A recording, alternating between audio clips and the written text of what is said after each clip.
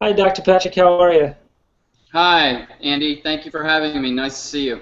No problem. For all of our listeners, this is going to be a normal thing. We're going to be interviewing and talking Gerson therapy with Dr. Patrick here. Dr. Patrick, just give us, for all of our new listeners and new viewers, just give us just a brief breakdown of the Gerson therapy and your experience with it. Yeah, well, ever since I was 11 years old, I wanted to be a chiropractor. So it's something, natural health has been something that's always been deeply ingrained in me. And while I was studying chiropractic at New York Chiropractic College back in 1996, a woman by the name of Charlotte Gerson came and spoke at my school. She's the last living daughter of Dr. Max Gerson. Dr. Max Gerson died in 1959, but Nobel Peace Prize winner Dr. Albert Schweitzer, who's considered one of the greatest humanitarians that's ever lived, he called Dr. Gerson one of the greatest geniuses in medical history, as Dr. Gerson was reversing a vast majority of degenerative diseases, including terminal cancer, but not only or limited to terminal cancer. That's what he has become synonymous with.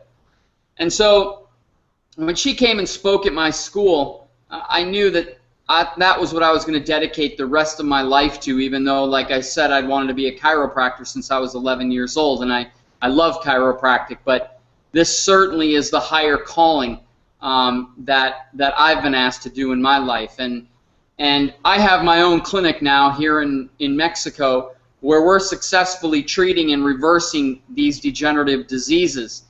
And we're the only ones in medical history to have a peer-reviewed study proving the ability to reverse advanced terminal cancer. You can Google it. It's called the Gerson Melanoma Study. And in that study, we chose melanoma because it's the deadliest form of cancer you can have. And in that study, we were able to prove a 40% cure rate in terminal melanoma, 40%, Wow. on the basic Gerson therapy. And so we are really the only ones in the world reversing cancer with any kind of consistency whatsoever. And we have that study to prove it.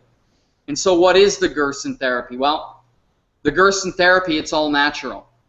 It's food, it's detoxification, it's very specific supplementation, and some additional immunotherapies that we've added to the basic Gerson protocol, which are increasing our clinical outcomes exponentially. But in a nutshell, our patients are getting 20 pounds of organic fruits and vegetables on a daily basis. The amount of nutrition that an advanced patient needs, particularly a cancer patient, is incredible. I mean, the reason why people are coming in with all these diseases is because their diets over decades has been severely depleted by the refined foods, by the high fat, high sugar, high protein foods that people are eating, particularly meat, dairy, white flour, white sugar, white rice. Eating these foods over a decade's amount of time, decade after decade, and you severely deplete the body of the nutrients and the nutrients reserves required to maintain a healthy immune system and certainly cure a sick and dying one. So we have to bombard the body with massive amounts of pure, raw, organic nutrition, mostly in the form of juices. They get 3 cooked meals per day on the Gerson therapy, but all day long, 13 times a day, from 8 a.m. to 7 p.m., they're getting juices around the clock. And then they're getting detoxification procedures. If we just gave the juices and the foods, we wouldn't be able to reverse their diseases, because chances are they'd go into a state of chemotoxic shock and they would not survive. And so we have to integrate detoxification procedures into that regime. And the way we do that is twofold. One, castor oil. The older generations, whenever they were sick, what was the first thing they got? They got castor oil. So our patients get castor oil every other day to help detoxify the liver. And then what else did they get when they were kids and they got sick? They got enemas. They got castor oil and they got enemas. And we're specifically giving coffee enemas.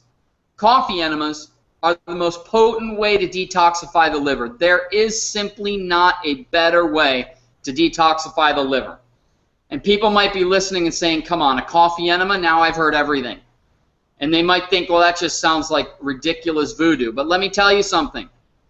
There's something called the Merck Manual. The Merck Manual is every medical doctor's Bible. They do blood tests on you. They do scans. They figure out what you have. And then they go behind closed doors and they look up your condition in the Merck Manual, and it tells them how to treat it. So that's their Bible. Well, I will tell you that up until 1980, the coffee enema was in the Merck Manual as a legitimate means of detoxifying the system. But they took it out. Why'd they take it out? Because it no longer fit within their paradigm of toxic drugs and deadly surgeries and deadly drugs.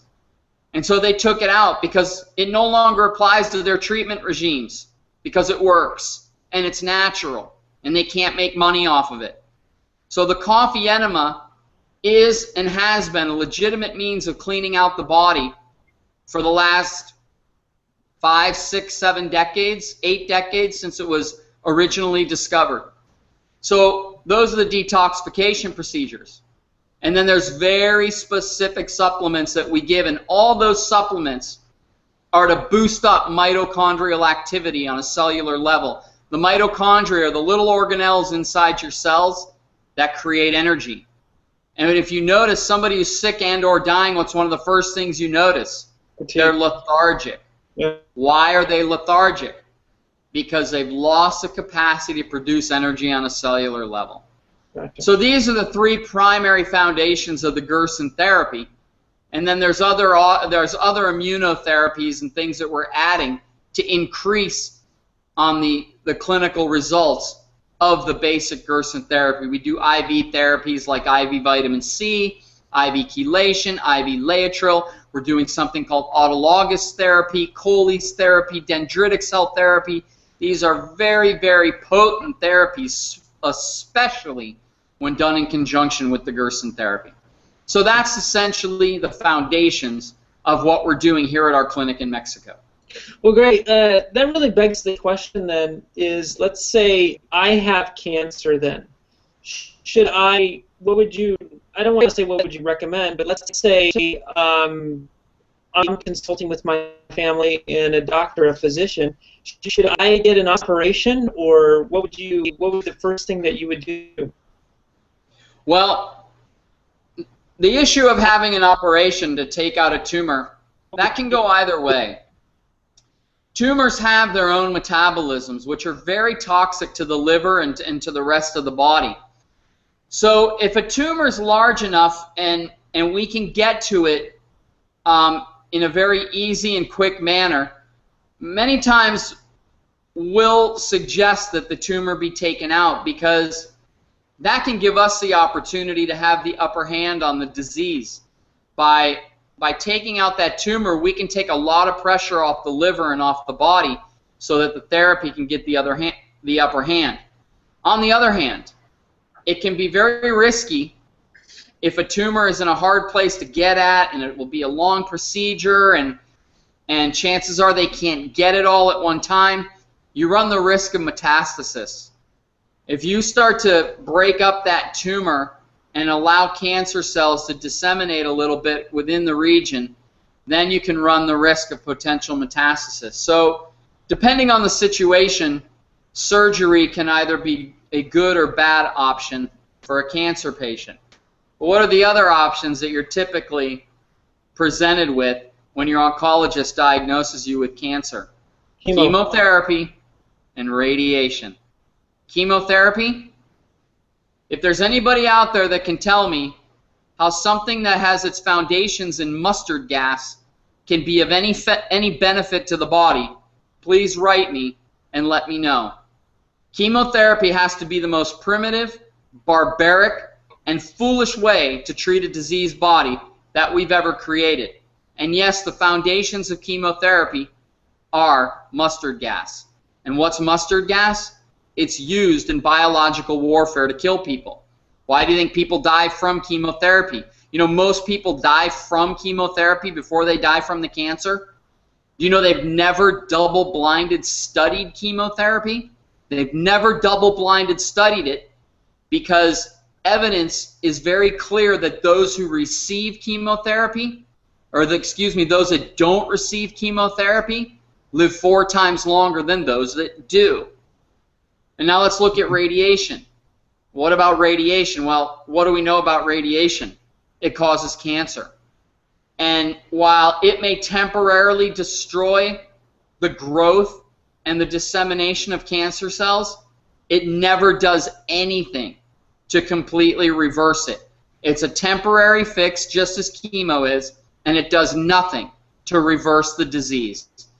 And so if there's anybody right now listening to something like this and they have an advanced cancer, or any cancer for that matter, you would always seek out something natural like the Gerson therapy before you would ever consider doing something so ridiculous as these invasive and deadly toxic procedures.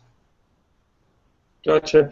Well, let me ask you this: as you opened up a new clinic in Mexico, and congratulations to you. Thank you.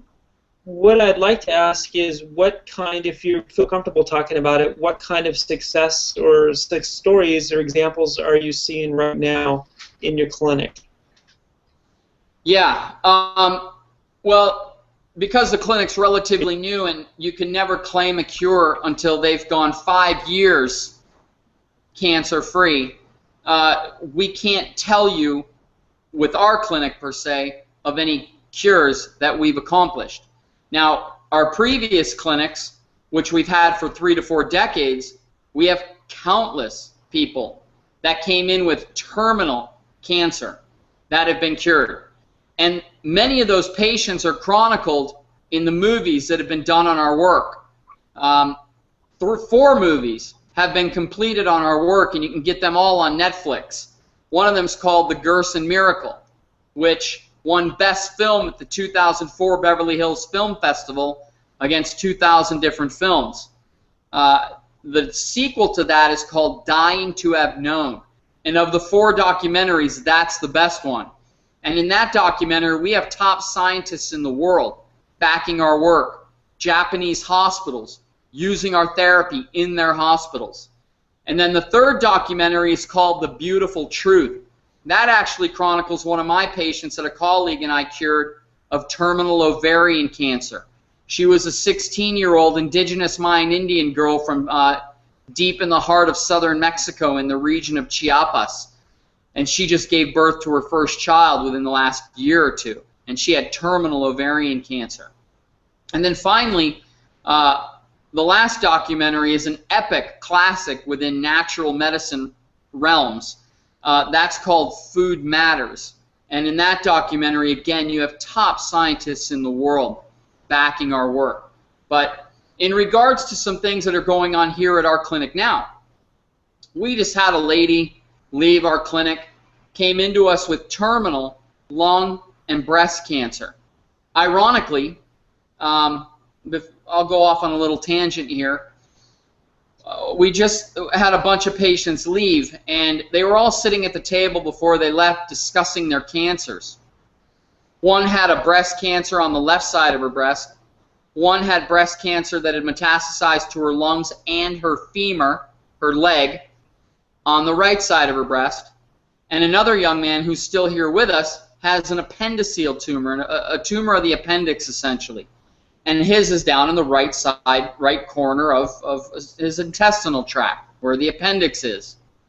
All 3 of them, when they were talking about their cancers, started talking about that the tumors are in the exact location where they put their cell phones, where they regularly had their cell phones. Myrna had it here, Therese had it here, and Todd put it in the right lower quadrant of his gut. And they all kind of sat there at the kitchen table in a moment of silence when they came across that great revelation that all 3 of their tumors were right where they kept their cell phones all day long on a daily basis. So Getting back to Therese, the lady who had her tumor here in the breast and the lung that had metastasized to the femur. When she came to us, she needed a walker or a cane to walk because she could put hardly any pressure on her femur, and it was at a great risk of fracture. Literally within 3 days, she was able to walk completely and pain-free because she had excruciating pain in that tumor. Within 3 days, she was able to walk pain-free. And after one coffee enema, she was able to walk pain-free for a good half hour to an hour. And so at the end of her 3-week stay, she walked out of here with virtually no limp whatsoever, without a walker, without a cane, able to completely walk unassisted and pain-free. That's typical. Some other things. We had a lady here by the name of Ann. Ann came to us with terminal, I want to say breast, that had metastasized to the lungs and also extensively to the bones. Her tumor markers, because there are markers that tumors produce, antigens. You can test those by blood tests. Her tumor markers, when she arrived, were 30,000. That's just an outrageous level of tumor markers. Well, she's been home now. She's gone from the clinic nearly 2.5 months, I think, at this point. But about 2 to 3 weeks ago, she wrote us, and her tumor markers are now down to 4,000. And this was a case that we really didn't think we could cure. I mean, and it's still a long ways away from being cured, trust me. But these are the things that we see on a regular basis with our patients. And unfortunately, it's not everybody. If you lined up 100 people with advanced terminal cancer, we'll see success rates in 40 to 50% of them with terminal cancer. You give us somebody with a year, 2 years to live, stage 1, stage 2, the results and the percentages go through the roof. So if somebody that has any kind of cancer, any stage of cancer, and they want to get in touch with you, how about, can they find you? Yeah, many ways. One, you could reach us on our American phone, and that phone number is 715-299-5070. Or you can reach us via our website, where there is a contact section and you can send us an email. That website is www.gersontreatment.com, and Gerson is G as in Gary, E as in elephant, R as in Robert, S as in Sam, O as in Oscar, N as in Nancy. GersonTreatment.com. So those are 2 ways that you can get in contact with us, and you can reach us by email at info@GersonTreatment.com. And I want to encourage people to go to our Facebook page, which is Northern Baja Gerson Center, the Northern Baja Gerson Center, where we're constantly posting patient updates or information like I just shared regarding the patients sitting around the kitchen table discussing their tumors and discovering that it was all where their cell phones were put on a daily basis. So I post little things like that on there as well. Well, just so everybody knows, all of our viewers know and listeners know, because this will be also on a podcast, is that I am a frequent visitor of your website and the Facebook page, and we'll also have all of your contact information on the markettraders.com, and Dr. Patrick has graciously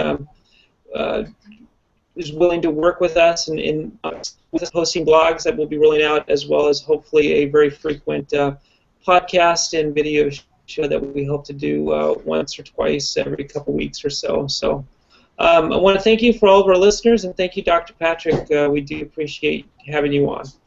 Yeah, thank you, Andy. You know, this is absolutely vital information, and maybe in our next podcast we can talk about why, if it's so good, why haven't you heard about the Gerson therapy? Because there are very specific reasons, as the Gerson therapy remains to this day the most censored therapy in the history of medicine, and we can go into those details maybe next time. I'd like that, and I'd also like to know why the U.S. government or the powers that be, what's the issue? Why don't they promote this, if you would? But that's a whole nother show. So. Absolutely. All right. Thank you for your time. Thank you very much for having me.